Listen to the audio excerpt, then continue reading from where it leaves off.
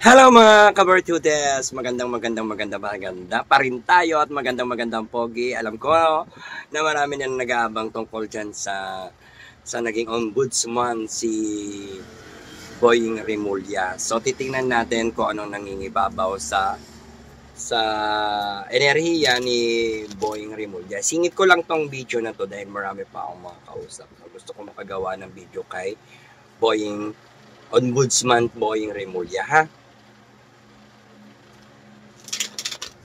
Yan. Diretsahan na tayo. Kasi may mga iba dyan na marami daw akong intro. So ayan, happy lang, good vibes lang, parakit swerte, always panalo, always tagumpay. Kaya kung ayaw nyo makinig, bahala kayong manginig. Diyan sa mga kinatatayuan nyo, maraming mayayanig. Kaya maraming salamat sa lahat ng mga titiwala at naniniwala sa aking mga kakayahan, kaalaman at karunungan gabay ng tagumpay. Maraming salamat sa mga loyalty ko, sa mga loyalists ko, sa mga kabartudes ko sa iba't ibang bansa at iba't ibang lugar. Maraming salamat kung nakasubscribe ka na. Subscribe pa more, share nyo na to at mag-subscribe na po kayo para palagi kayong update sa aking mga views. No? Minsan lang ako mag-upload kaya ito ay pagbibigay mensahe ko sa inyo. Okay, Ombudsman Boying Rimulya. Tingnan natin ang nagaganap kay Boying. Ayan. So, nangingibabaw na enerhiya, tingnan natin. No? Kay Boying Rimulya, Ombudsman. Hala, eto na mga kabartudes, kung bakit at ano ang nangyari. Bakit nga ba naging Ombudsman si Boying Rimulya? At alam ko naman, talaga sinabi ko na sa inyo o doon sa ibang mga nag-chat sa akin na nagtatanong na kung magiging ombudsman yan, ang totoo niyan ay hindi talaga siya magiging ombudsman at hindi siya karapat-dapat. Kaya maraming tao ang magagalit sa kanya dahil kabiguan ang pagkakaupo ni Boying Rimulya o Ombudsman Boying Rimulya sa kanyang pwesto ngayon bilang ombudsman. Ano? Maraming mabubroken heart at magagalit o magtataglay ng hindi magagandang mga pangitain kay Boying kabiguan. No? Ang maghahari kay Boying, nangingibabaw yung kabiguan kay Boying Rimulya, no? Nagkukulaps ang aking ilaw. Maaaring meron tayo dito mga kasama o nagkakalit siguro. Ayan. Hindi umaagre kay Boying Rimulya yung mga ilaw ko dito. Nagkukulaps na. Kaya ayan. Ibig sabihin 50-50. Maraming panghihinayang at masasayang. Napakaraming sinayang at hindi maganda ang enerhiyang idinudulot ni Boying Rimulya Ombudsman sa atin at justice system. Ayan, no? Kabiguan at saka paggamit ng mga kapangyarihan nasa justice system na. Kaya makaupo, no? Kasi alam na ni Boying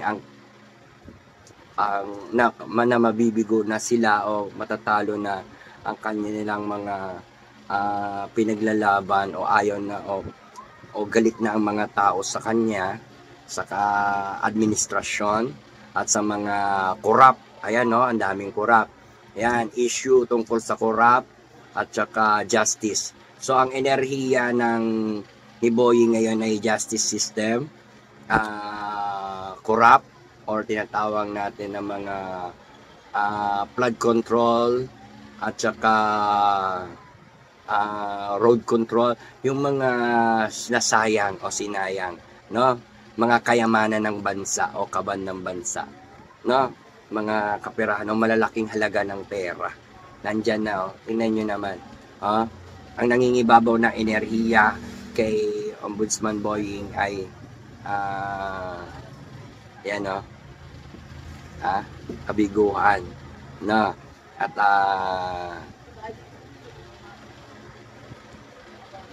pagsasayang sa or uh, kayamanan ng bansa or yung mga issue. Ayan, ang daming issue. Kaya pala siya ay umupo ng Ombudsman of Justice kasi yung mga problema na nawala o dapat tatanggalin. Parang nakikita ko na kaya siya umupo ng Ombudsman upang halongkatin o buksan yung mga about sa mga politics pa rin yan ng kay Duterte, kay Sara, yung mga kaso-kaso, no? Ngunit justice system, no? Kaya pala siya naupo rin, no? Nasa justice system siya ng ombudsman, kabiguan, ang nangunguna, at hindi naman talaga sa pilitan to, no? May kondisyones para mapagtakpan yung mga nawawalang kayamanan ng bansa, no? Or yung mga mga issue o problema, no? Kaso, yan. Gulo. Kaya magulo kasi magulo talaga. Pati yung explanation nagugulo din, no?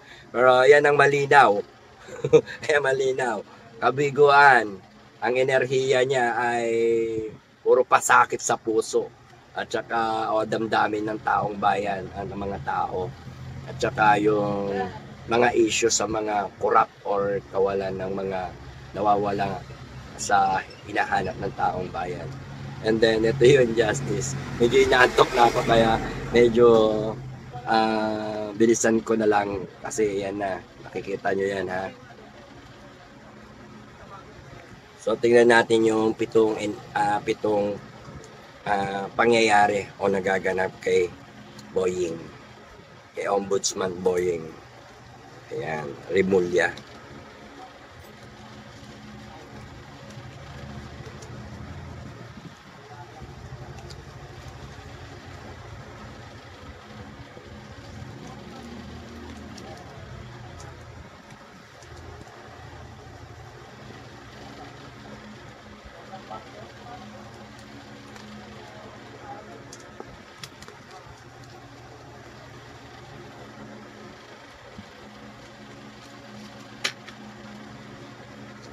So ayan guys, tingnan natin mga kabertudes, tingnan natin ang mga nangyayari kay Ombudsman Boying Remulla, no? Katapos itong tatlong to na baraha ng tarot card, as in justice and yung nakuha nilang mga gusto niyang makuha, yung mga tanggalin sa mga record list yung mga nawawala, no? Or corrupt, mga confidential funds puno na hinahanap niya, no? So tingnan natin yung pitong baraha ni Boying Remulla. So nakikita ko rito yung sistema ng pagkakaupo niya. Kaliwat kanan siyang tumatanggap, ano? Siya ay naupo at matagal nang nakaupo rin sa posisyon. Siya ay nakaupo na at meron siyang tinatanggap na kaliwat kanan na bayad siya, no, sa pagkakaupo niya. Ayan. I don't know kung ano ibig sabihin bayad siya sa pagkakaupo niya. Ayan. Nahihirapan na ang buong mundo at hinawakan niya pa ang pagiging ombudsman or problema ng buong mundo ay pilit niyang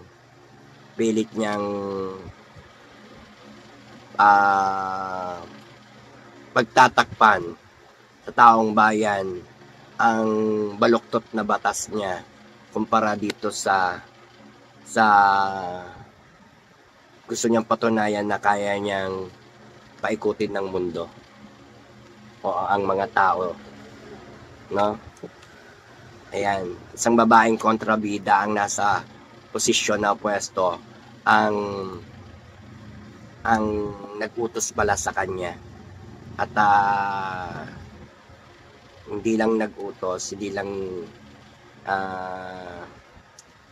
hindi lang itong babae na to na na na kontrabida kay BP Sara ang nag-utos kay Boying Rimulya na maupo sa ombudsman. Ang gulo, no? Pero mapipick up nyo rin yan. Sakit lang ulo ko kaya pinipilit ko lang din na makita. Pero nakikita rin natin dito yung isang babaeng kontrabida ang pilit na nagpapaupo kay ombudsman Boying Rimulya. Yan. Babae ang naging dahilan ng pagkakaupo. No? Yan. Dito rin yung mag-asawa. Oh, maaaring si President Bongbong Marcos at si Lisa Marcos ang nag-decide na maupo si Boying Rimulya. Ayan, nag-propose pala, no? Parang nag-propose si Boying sa mag-asawang to na iupo siya sa ombudsman. Kaya wala tayong magagawa. Admin at Pangulong Bongbong Marcos ang nag-upo sa kanya, no?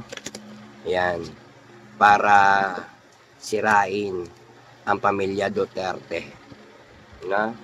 Ayan, at siya ay may bayad at binabayaran si Boying Ombudsman Boying Rimulya. Kaloka to. Ayan, binisan ko na para sa inyo kasi iba ayaw na maraming intro. So, yun na lang yung binibigay ko sa inyong clue, kayo nang bahala mag-isip. Medyo antok na din ako. Okay. Dito na tayo sa importante yung tanong. Ayan. Ayan yung mga nangyayari kay Boying, binayaran, tapos inuupo, inappoint talaga siya para pagtakpan or alisin yung mga record ng mga utos sa kanya. Ayan. Ewan ko, ang gulo-gulo, di ba?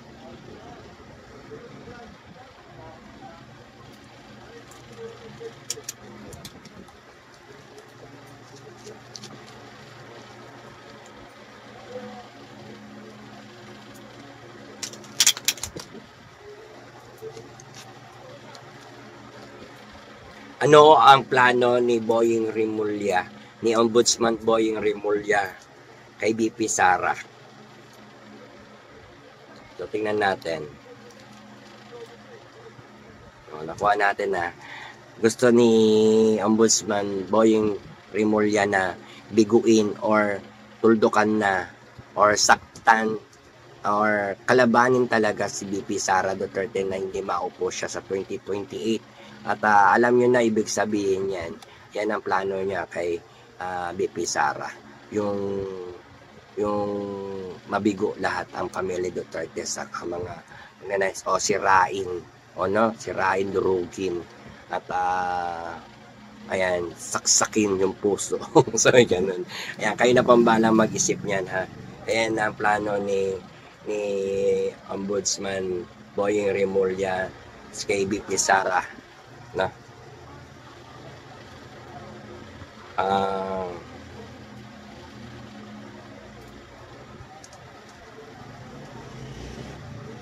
mapapalitan ba si Ombudsman Boying Rimulya sa pagkakaupo niya sa pagiging ombudsman niya? The words na parang sinasabi rito na marami nakapaligid at nagsusulsol kay Ombudsman Boying Rimulya ng mga taong nakapaligid sa kanya. At marami pa siya matatanggap na rewards o tinatawag na mga matataas na ibibigay sa kanya.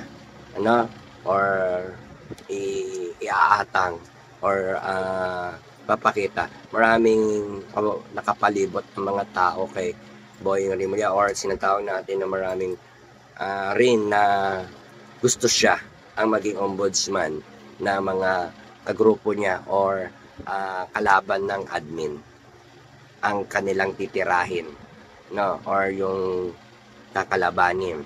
Kaya the words do, ibig sabihin yan, number of medyo may hirapan, ang pagkakaupo niya mabilis, baka mabilis din siya mawala. sa pwesto ng pagiging ombudsman. Yan.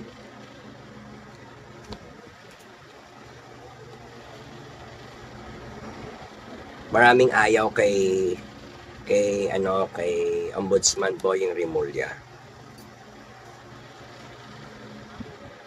So, ano ang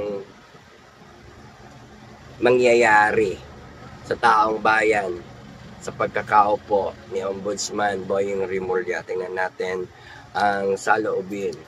Dahang kawawa ang mga taong bayan kapag nagtuloy-tuloy na ombudsman si Boying Rimulya. Gusto siyang bitayin, gusto panagutin si Boying Rimulya ng taong bayan, ng mga tao, at maaring mapalitan siya or matanggal ulit sa pagiging ombudsman kapag nagmatigas pa si Ombudsman Boying Rimulya sa kanyang pwesto at nagtagal, lalong magiging delikado ang mga ang kaisipan ng mga taong bayan. Sobra galit sa kanya. Ayan.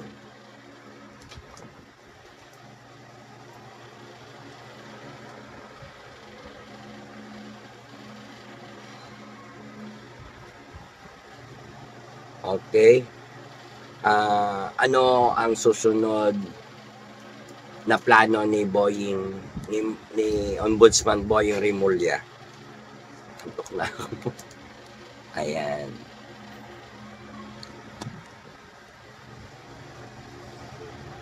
Ayan. Parang 5 tao yung kanyang target, pero 3 yung uunahin niyang target. Maaaring yan yung malalakas na tao na kalaban ni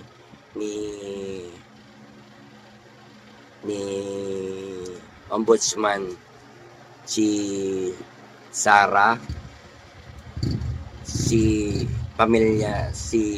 Pulong, at maaari din si Marcoleta,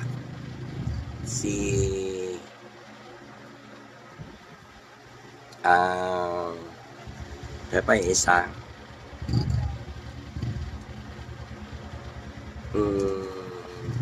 sa family Duterte, at Bato, Bongo, and then sino pa ba?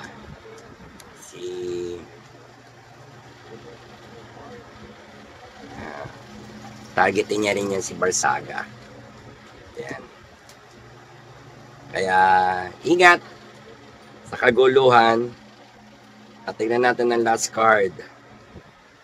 Ano ang kahinatnan sa pagkakatalaga ni Ombudsman Rimulya sa kalagayan ngayon? 2 card pa yun na bunot. Yan, gusto niya magtagal, lumutin siya doon sa trono ng ombudsman o magpagiging ombudsman. Marami siyang gustong gawin o plano. At syempre, kontrolado pa rin ang sumpa na sa kanya. Kaya interesting pa rin yung puro financial or yung mga malalaking halaga o kabuhayan at kaperahan sa issue. Mga usaping pera. Ayan, maraming salamat po sa lahat ng mga kabertudes ko. Thank you so much and God bless you. More power, more blessing. Medyo napagod ako kasi marami akong client kanina magdamag. So, siningit ko lang yan at kung ano yung lumabas doon sa tarot card, yun na yun. At ang explanation yan ay shortcut ko na sa inyo. Kayo na ang bahala na pick upin nyo kung ano yung mga bukod kong sinabi sa inyo. Kaya, thank you so much. God bless you. More power. At pahinga muna, tulog muna ako kasi gagawa ko mamaya ng mas okay na video. Update natin siya later. Kasi wala akong nakikitang mga good vibes sa nangyayari ngayon. Puro magulo, puro pangit, puro negative. Ayokong pumangit. dahil sa kakaisip niya mga pangit ng mga nangyayari, no? Happy lang ako, good vibes lang, for aking swerte, always panalo, always tagumpay. Mga kabartudes, relax lang kayo at tulungan ko kayo sa ating mga panalangin palagi na kung ano yung nais nyo ay magtagumpay. Kaya magtatagumpay tayo sa ating mga pinapanalangin masigit. Mag-ingat po sa mga mangyayari at nangyayari ngayon. Talagang ganyan. Ang earthquake ay hindi natin expect kung kailan siya gagalaw at gaano siya kalakas at saan siya mas makaka-perwisyo. Kaya ingat po at palagi tayo magdasal sa ating Panginoong Diyos at gawing gabay lamang ang aking pamibigay sa inyo ng tarot card reading at pamibisyon ko sa lahat. Sinabi ko na yan sa lahat ng mga nangyari. Kaya ingat po palagi tayo. Yun lamang po. Self-safe palagi tayo and protect yourself. God bless you and more power, more blessings.